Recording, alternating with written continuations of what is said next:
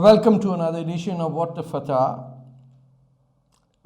Today, I want to shed some light on the mighty river Indus. ये वो दरिया है जिसको पुराने ज़माने में सिंधु कहा करते थे। सिंध दरिया आजकल कहा जाता है उर्दू या हिंदी में, और पाकिस्तान की पूरी कमर जो है स्पाइन की तरह वो बहता है।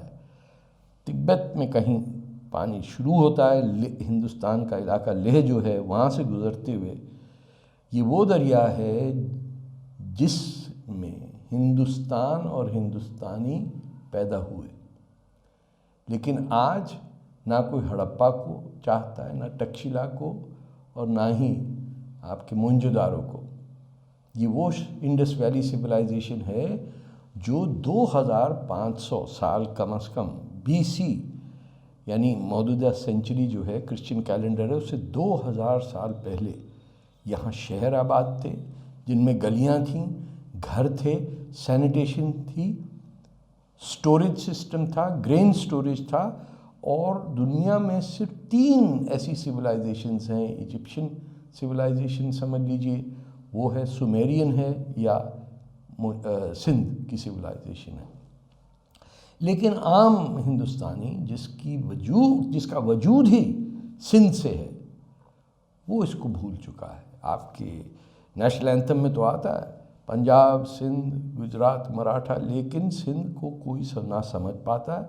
और ऐसे लगता है जैसे तलाक नहीं दे दी जाती है एक इलाके को, कि आप किसी के घर जहाँ आप पैदा हुआ आपने उसको तलाक दे दी, या उन माँ बाप को छोड़ दिया आपने जो ज़रा बूढ़े हो गए, उन्होंने कहा इनको तो जाने दो, मुसीबत पड़ी हुई। तो सिंध का यही हशर हिंदुस्तान में हुआ, क्योंकि बिना सिंध हिंद मुकम्मल ही नहीं हो सकता। ये दोनों का नाम एक ही है। इंडिया वर्ड इंडस रिवर से आता है, हिंदुस्तान सिंधु दरिया से आता है। अब वो और बात है कि एक चैम्पियन बैडमिंटन की निकल गई सिंधु, तो वो लड़कियों का नाम पड़ गया, और किसी को शायद उसको भी ना पता हो कि उसके नाम का मतलब क्या है। ये वो सिविलाइजेशन है जो आप अंदाज़ा लगाइए 150 साल हो चुके हैं। 1920 में सबसे पहले इसकी एक्सकवेशन शुरू हुई।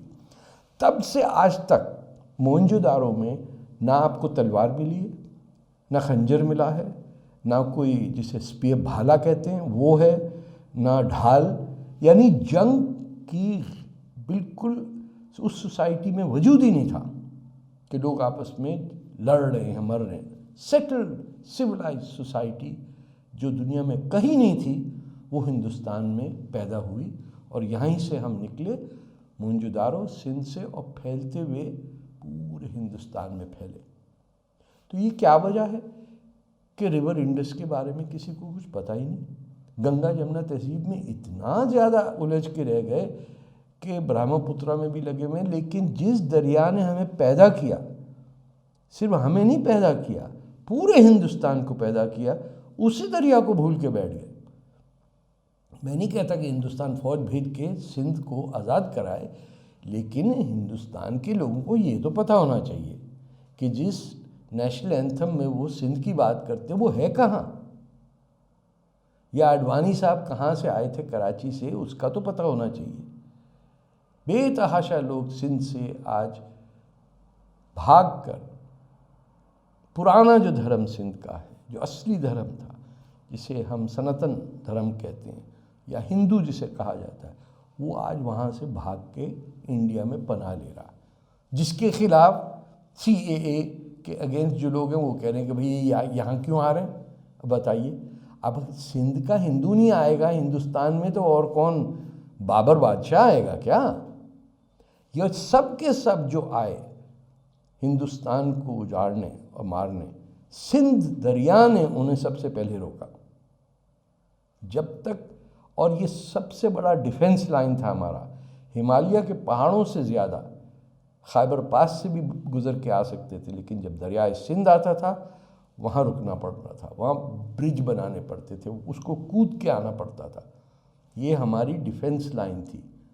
आज हम उसे भूल चुके हैं। और उस सिंध दरिया और इंडस रिवर पे एक शहर है अटक, जिस पे मैं बार बार कहता हूँ, अटक से कटक तक जो उड़ीसा में है वो सारा का सारा हिंदुस्तान होना चाहिए, क्योंकि पंजाब, सिंध, गुजरात, मराठा ये एक ही कौम है, ये एक ही लोग हैं और ये सब की पैदाइश दरियाए सिंध पे हुई। और जब तक आप रिवर इंडस को अपना सेंट्रल आइडेंटिटी नहीं समझेंगे तो लफ्ज़ इंडिया को फिर हटा दीजिए, क्योंकि बिना इंडस के इंडिया नहीं हो सकता। फिर कोई और नाम ढूंढ लीजिए, क्योंकि बिना सिंध हिंद मुकम्मल नहीं है। और मेरी आपसे इल्तिजा है, उर्दू में मैं कह रहा हूँ कि खुदा के वास्ते अपनी एंसेस्ट्री को, अपने महाभारत को, जिसका ताल्लुक़ पंजाब और सिंध से है, जो कुरुक्षेत्र में हुई, जो उसी सिस्टम में है जो सिंध दरिया के 5 दरिया और मिलके पंजाब बनते हैं और पंजनद पे मिलते हैं और फिर इंडियन ओशन में जाके ख़त्म होता है, उसकी तो लाज रख लीजिए। और अपने दिल में और जहन में और अपने बच्चों को बताइए कि हमसे छूट गया सिंध, हमसे छीन लिया गया, और इंशाअल्लाह हम उस सिंध को वापस हिंदुस्तान से मिलाएंगे। जब तक सिंध हिंदुस्तान का हिस्सा नहीं बनता है, मुझे इजाज़त दीजिए। खुदा हाफिज़। जय श्री राम, जय हिंद।